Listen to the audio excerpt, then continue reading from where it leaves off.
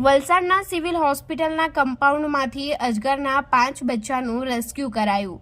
હાલ ચોમાસાની શરૂઆત થઈ ગઈ છે અને ચોમાસાની ઋતુ દરમિયાન દક્ષિણ ગુજરાતમાં ભારેથી અતિભારે વરસાદ વરસી રહ્યો છે।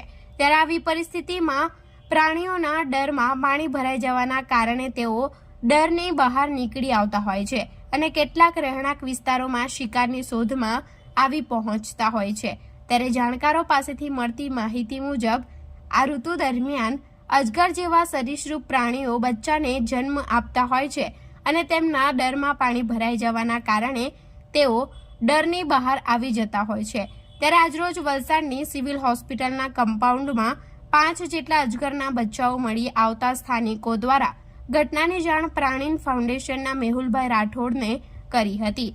જોકે ઘટનાની જાણ થતાની સાથે જ મેહુલભાઈ રાઠોડ તાત્કાલિક વલસાડની સિવિલ હોસ્પિટલ ખાતે આવી પહોંચ્યા હતા અને આસપાસના વિસ્તારમાં શોધખોળ કરી અજગરના એક બાદ એક એવા 5 બચ્ચાનું રેસ્ક્યુ કર્યું હતું અને ત્યારબાદ રેસ્ક્યુ કરેલા અજગરના બચ્ચાને યોગ્ય જગ્યાએ છોડવાની તજવીજ હાથ ધરી હતી।